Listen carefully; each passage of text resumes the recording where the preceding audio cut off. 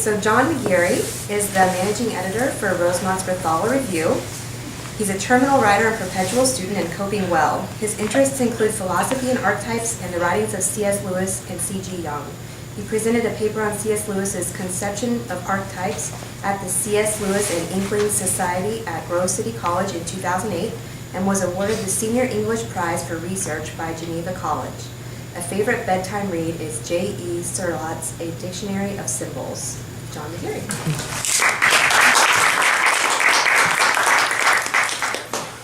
Thank you. I get to go first, so I get to say a big thank you to Carla and Chelsea for putting this on. Thanks so much. It's lots of fun. I'm excited to be here. So, this is, I'm from the Pittsburgh area, so this is a local legend from Pittsburgh. This is Smiling at You, the clown doll legend of Pittsburgh.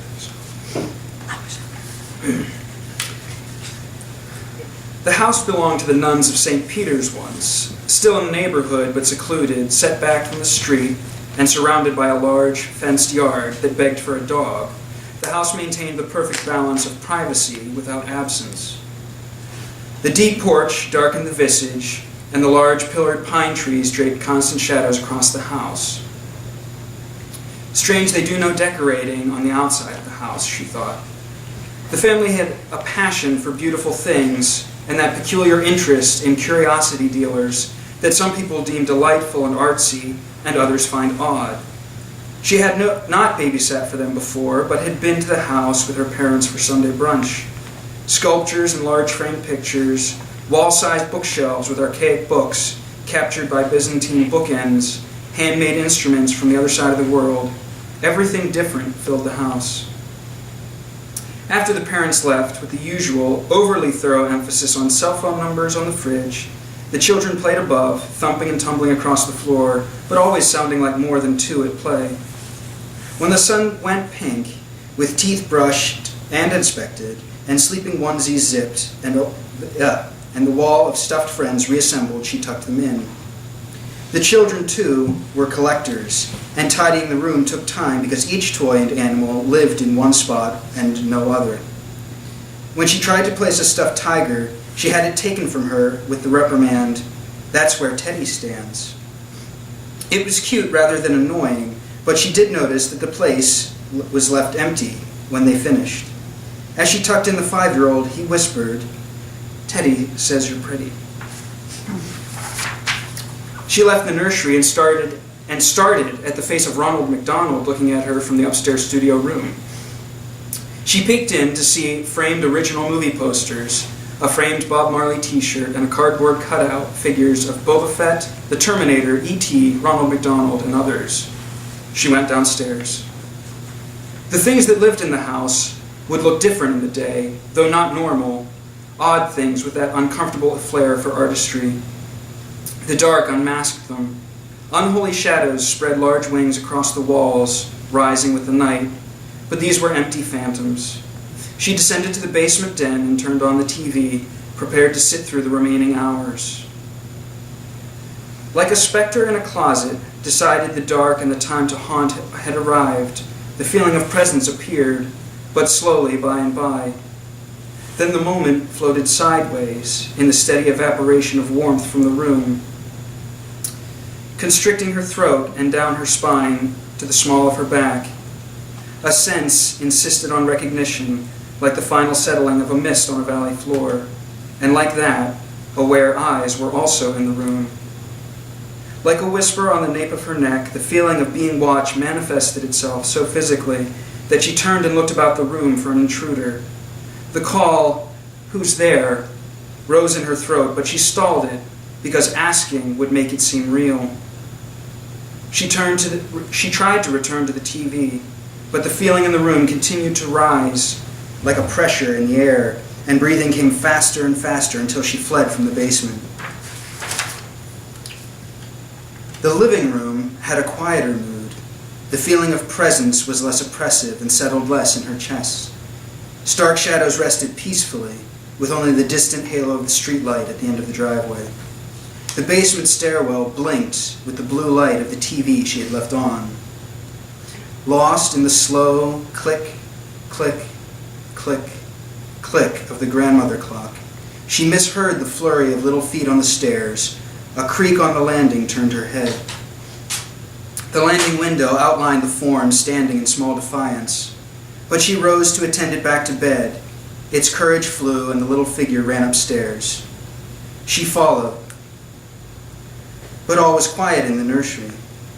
There was no flutter of covers or silent whispers. The beds were full and the blankets buried deep. Instead, as she left the bedroom, a shadow passed across the light from the landing window. A breath of wind had given the curtains a dance. But as she reached the foot of the stairs, that curtain has no windows. That window has no curtains, she realized. She turned and watched the light continue through the window unbroken. Only when she retraced her steps and passed in front of the window herself did the light flit again. I imagined it then. Somewhere below, a floorboard rasped. She listened. It's an old house. She returned to the living room and sat, but the feeling of rest slowly retreated from there as well. The basement stairway still yawned, and the blue light continued to pulse from deep within the empty maw. The TV must be what generated the feeling. Descending quickly before her mind changed, she sensed, rather than saw, a scurrying in the room, like the TV flitted in agitation of turning off. She hurried to it, but froze in the center of the room.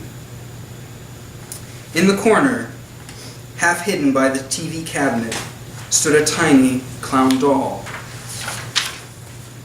Standing, hands folded, head listed delicately, lips closed in a taut grin, with red circles around its eyes and mouth, and a tiny rubber nose, all over a smeared white foundation. It stared at her from heavily darkened eyes. The eyes looked too alive. They held her, and she had to watch. As blue TV light flickered within the unblinking glass, that the eyes did not blink, did not bring comfort. The taut, closed-mouthed grin and the care to the detail of the crinkling of the skin about the corner of the eyes added an unnatural life to the face that shouldn't be. Though the feeling of presence remained unshaken and the location of emanation held energy within the clown doll, the immediate and irrational fear that it lived faded. She drew away from it, though she would not turn her back to it. The eyes still held too much presence, even in vacancy. But once the thought and sense of rational calm, though not as comforting as a natural emotional-born calm, allowed her to think and force steady breathing, she told herself that this could be dealt with. She could not simply leave the basement again, not while knowing it was there. The power of the eyes and the feeling of presence dictated that, now identified, both must be watched, lest the imagination escape again and tell the tale of eyes running about the house, peeking and poking about.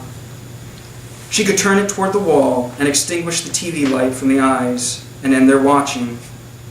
But she had not yet achieved such a rational calm that the idea of touching the thing did not cause her to doubt everything she had achieved.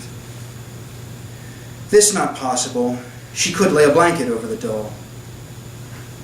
Then she realized that whatever she did, she should probably get permission, knowing that the family was particular about their things. But she suddenly felt a very strange apprehension about the thing seeing her take out her cell phone. I just don't want it watching me, she tried to tell herself. But she left for the living room and dialed the mother's number. The brief, immediate confusion took a few minutes to clear up. Yes, everything's fine. No, they are asleep. But then the reality of the silliness of the conversation entered. I'm really sorry, it's stupid, but I'm really bothered by the clown doll downstairs, and I was wondering if I could move it. For a while, there was nothing on the other end. Hello? From the phone. What doll? The clown doll by the TV. Tick, tick, tick, tick, tick. In a whisper, get the kids and get out of the house. Then even the dim light of the living room died. Tick, tick, tick. What? Get the kids and get out of the house. We're on our way. But get the kids and get out of the house. Can you do that? Tick, tick, tick. How? Yes, she said. She hung up the phone. The stairs to the basement blinked more wickedly than before. She crept up the stairs to the bedrooms. The stuffed animals crowded the room as a new hush held the house still. She picked up the younger child and grabbed the older by the hand. Their feet on the steps creaked and resounded through the house. She halted on the landing to listen. Tick, tick. Waiting didn't work. She rushed the children quietly down to the first floor and stopped again. The basement was dark. The light of the TV silenced. The front door, outlined by glass and glowing in the light of the streetlight, stood at the end of the dark hallway, a black tunnel, and silent as the shadows. She held her breath all the way to the door. As she dropped the hand she held to unbolt the door, the child beside her stared back toward the living room and waved a goodbye. She pulled the door open, and the blue and red lights burned as police cars turned at the corner. Still holding the youngest, she pushed the other out the door, yanked the door closed, and ran to the sidewalk before she turned. Pressed against the glass, staring out at them, a white face and a red grin, the clown doll still smiled. The house had never owned a clown doll, but the neighborhood had a schizophrenic midget neighbor, and he had a black van and a ladder. For the police report, the only name he gave was Theodore. The children had been saying with more frequency that Teddy would watch them when they slept.